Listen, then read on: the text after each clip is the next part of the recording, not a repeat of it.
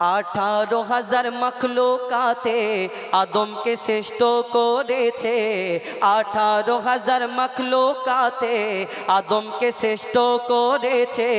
সবার সেরা উম্মতে মুহাম্মদ, ওগো সবার সেরা উম্মতে মুহাম্মদ। ঈসা নবী নবী হয়ে কেন হতে চায় তার উম্মত? 18,000 মখলুকাতে আদমকে শ্রেষ্ঠ করেছে।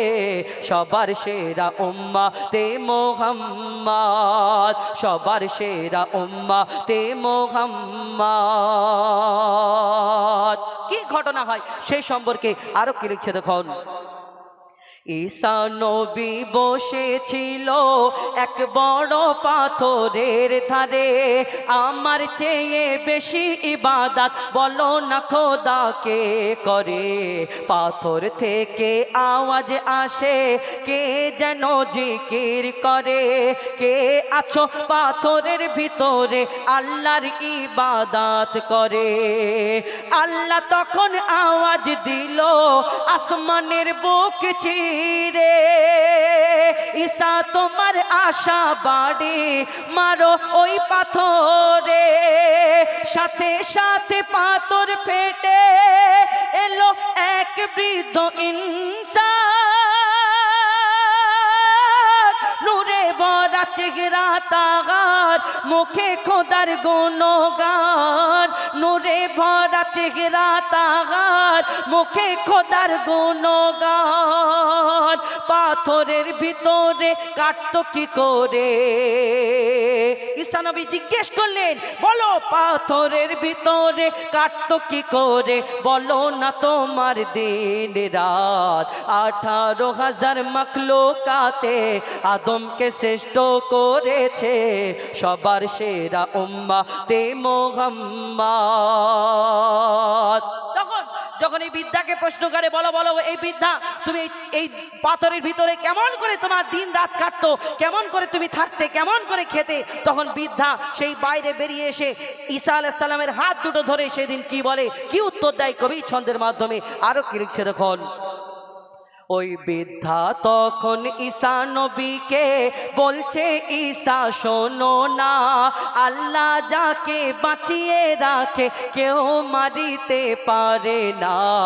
এই পাথরে আলো বাতাস করতো না আসা যাওয়া। মনের সুখে বেঁচে আছি, করেছি খাওয়া দাওয়া। আল্লাহ যদি ইচ্ছা করে সবই করতে পারে। আর 400 বছর বেঁচে আছি পাথরের ভিতরে। আল্লাহ যদি ইচ্ছা করে সবই করতে পারে। 400 বছর বেঁচে আছি পাথরের ভিতরে। কথা শুনে ঈসা নবী চিন্তায় পড়ে যায়। আমার চেয়েও বেশি ইবাদত তুমি করেছো ভাই। আমার চেয়েও বেশি ইবাদত তুমি করেছো ভাই। তখন বৃদ্ধা বলে, না ঈসা, তুমি তো অনেক ইবাদত করেছি, কিন্তু শোনো আমার কথা, আমাদের চেয়ে বেশি ইবাদত। বৃদ্ধা বলছে, আমাদের চেয়ে বেশি ইবাদত করবে উম্মতে মুহাম্মদ। 18,000 মখলুকাতে আদমকে শ্রেষ্ঠ করেছে। সবার সেরা উম্মতে মুহাম্মদ। ঈসা নবী আবার বৃদ্ধাকে বলে, ও বৃদ্ধা শোনো শোনো, তাহলে এই শেষ নবী উম্মতে মুহাম্মদ যে এত ইবাদত করবে তারা তাহলে হাজার হাজার বছর বেঁচে থাকবে। বৃদ্ধা বলে, না ঈসা শোনো, এই দুনিয়াতে শেষ নবী মুহাম্মাদের উম্মতরা বেশি দিন হায়াত পাবে না। কেউ 40 বছর, কেউ 80 বছর, কেউ 50 বছর, কেউ 100 বছর, কেউ 150 বছর, এর থেকে বেশি বাঁচবে না। কিন্তু এরা আমাদের থেকে বেশি ইবাদত করবে। তখন সেই বৃদ্ধাকে প্রশ্ন করে যে এটা কেমন করে হয়? আমাদের থেকে কম দিন বাঁচবে এরা, আর এই দুনিয়াতে আমাদের থেকে বেশি ইবাদত করবে, এটা কেমন করে হয়? বলো বলো বৃদ্ধা, তুমি বলো আমাকে। যখন সেই বৃদ্ধাকে প্রশ্ন করে, সেই বৃদ্ধা আবার কি বলতে থাকে, শেষ নবী উম্মতে মুহাম্মাদিরা এত ইবাদত করবে, কত ইবাদত করবে এবং কিসের জন্য করবে। কবি সেই সম্পর্কে শেষ কথায় আরো কি লিখছে দেখুন। ঈসা তখন খোদার কাছে তোমার পরে আসবে দুনিয়ায় শেষ নবী মোহাম্মদ, সবে কাদার পাবে এক রাত মোহাম্মদেরই উম্মত। আশ্চর্য হলেন না? আল্লাহ তো কোরআনে বলেছে 1000 মাসের থেকে বেশি ইবাদত করার সময় এই দুনিয়াতে আমরা যদি সবে কাদারের রাত এক রাত ইবাদত করি। কবি ছন্দের মাধ্যমে লিখছে দেখুন, তোমার পরে আসবে দুনিয়ায় শেষ নবী মোহাম্মদ, সবে কাদার পাবে এক রাত মোহাম্মদেরই উম্মত। আর একটি রাতে ইবাদাতে 1000 মাসেরই সমান, ওই রাতে দোয়া কবুল করবে আল্লাহুর রহমান। ঈসা তখন খোদার কাছে করেছিল ফরিয়াদ।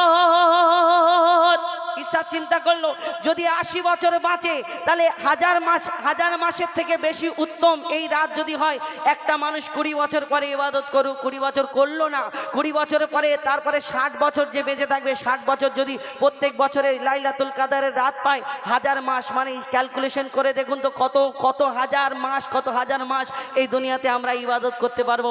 আমরা বড় ভাগ্যবান না? কবি ছন্দের মাধ্যমে আরো কি লিখছে দেখুন, ঈসা তখন খোদার কাছে করেছিল ফরিয়াদ, এ নবুয়াত চাই না আমি হব শেষ নবীর উম্মত।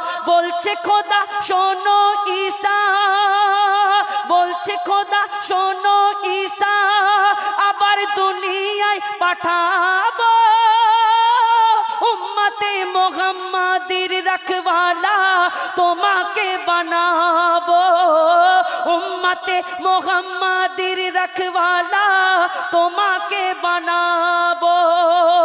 ওই 14 সিদ্দিকে ইমান বাঁচাতে, 14 সিদ্দিকের পরে ইমান বাঁচাতে করবে তুমি যে হাত। বলছে শোনো তানবীর কালাম, দুনিয়াতে এসে ধন্য হলাম, করলো খোদা উম্মতে মুহাম্মদ, আমায় করলো খোদা উম্মতে মুহাম্মদ।